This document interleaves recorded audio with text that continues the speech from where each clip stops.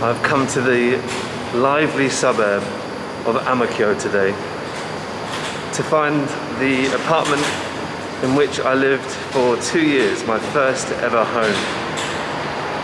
Let's see if I can find it. My dad described the apartment block to me, so I'm looking out for kind of 4 blocks that are all around, I guess, in one central block.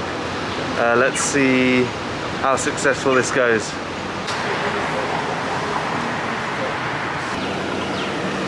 That was quick. I think I found it already actually, so let's see.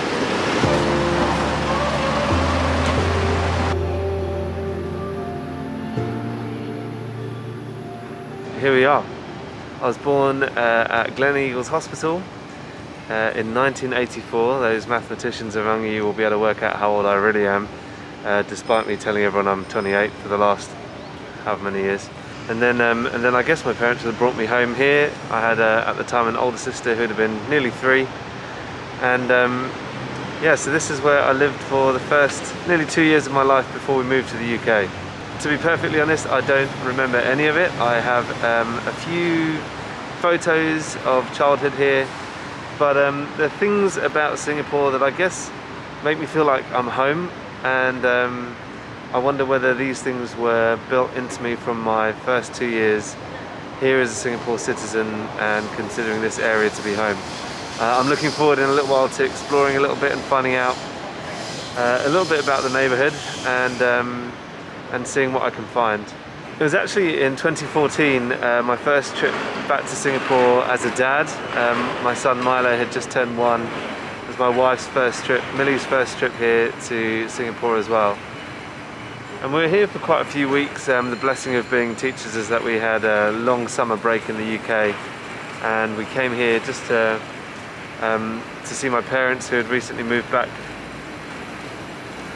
And after a couple of weeks, I suddenly realised that I felt more like me, and I couldn't really explain it. I couldn't put my finger on it. It started like a 6-year journey for me. It's been 6 years so far of discovery and finding out about my heritage and about what life is like in the country in which I was born. And I don't feel like there's anything missing in my life, but I feel like there's a lot that can be found. And I'm looking forward to discovering some things and sharing it with you.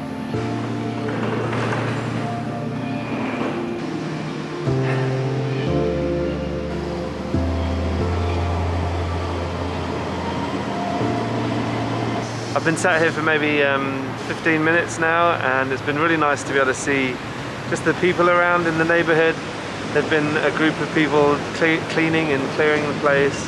I've seen sort of people delivering little packages or bits of furniture. It's quite a busy little hub, but yeah, it's really nice just to sit and take everything in.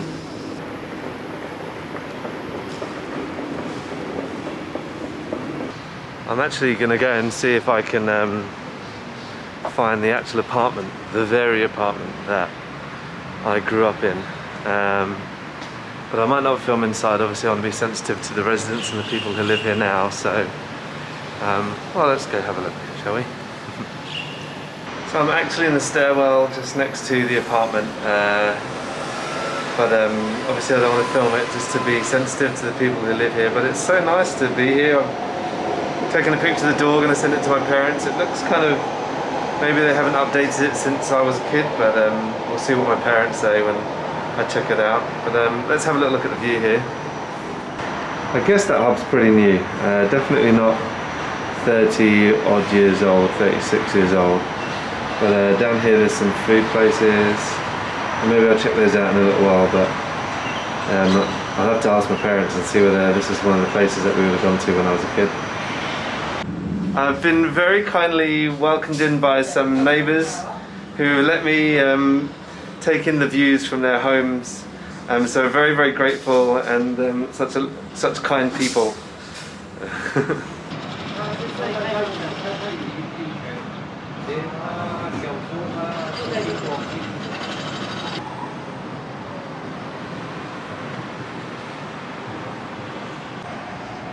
Some of the trains moving in and out. What an amazing time I've just had. There's a lovely, actually they're neighbours who live opposite each other. They're both doing renovations, but they invited me in. I was just explaining what I was doing. I was asking them about the observation deck at the top, and they were explaining that it's shut and it's only open to VIPs. But they invited me into their home to have a look out of the windows to see the views. They said that the layouts of their homes would be very similar to the layout of the apartment in which I grew up. So what a lovely experience and lovely people.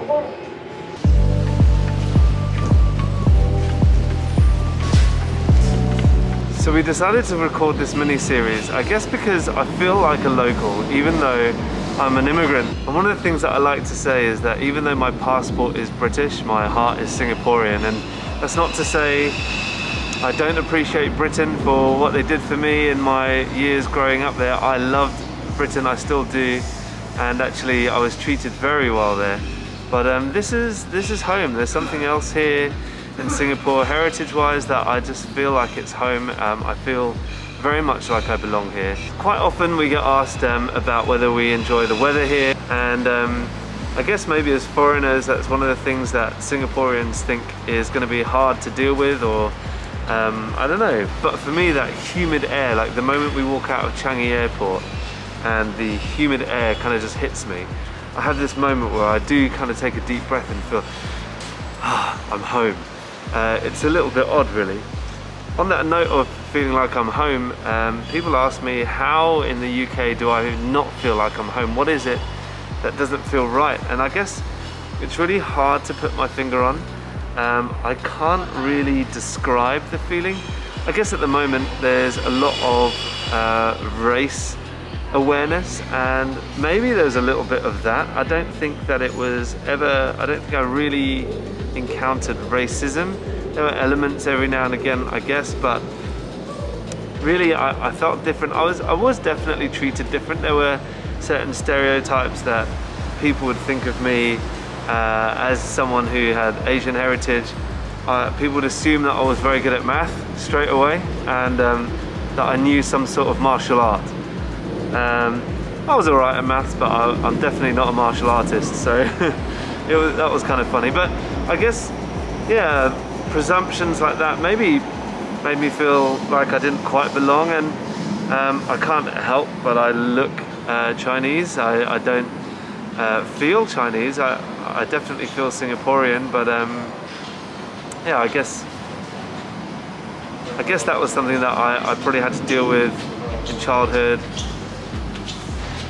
I'm super grateful to my parents for my very Singaporean home that we had in the UK. I really love the Singapore culture, and I really loved the home that we grew up in, and the things that we were taught. I think we definitely were taught more honour and respect than most of my UK friends. Not to say that they didn't have it, they definitely did have it, but I think it was something that was an emphasis in our home growing up.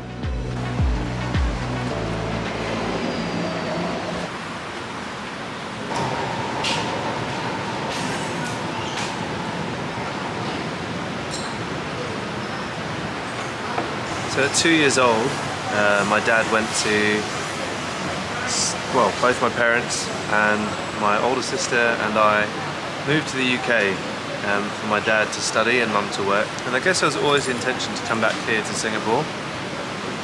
But as my dad graduated from his masters and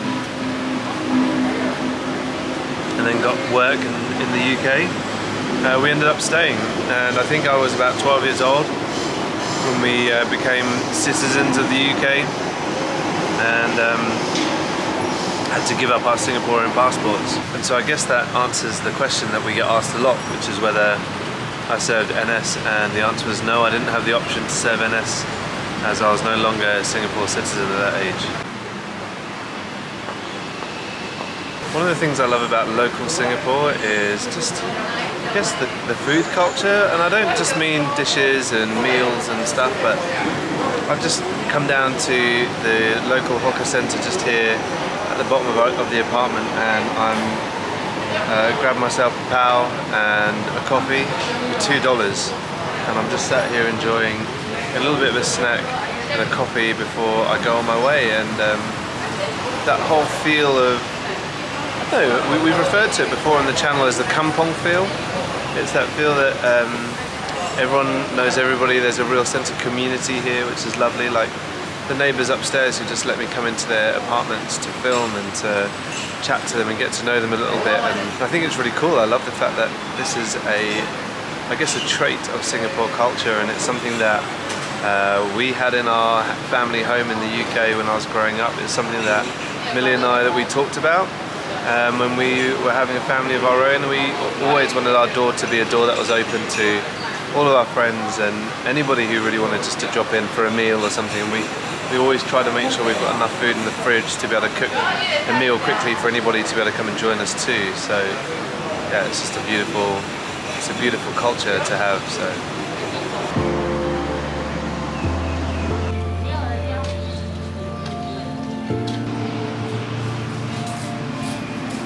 So my time here in Ang Mo Kio has come to an end. I'm going to head home now and actually spend the day with Milo. But I just want to thank you for joining me today. I want to thank you for being interested in the journey, and I hope that you have enjoyed it.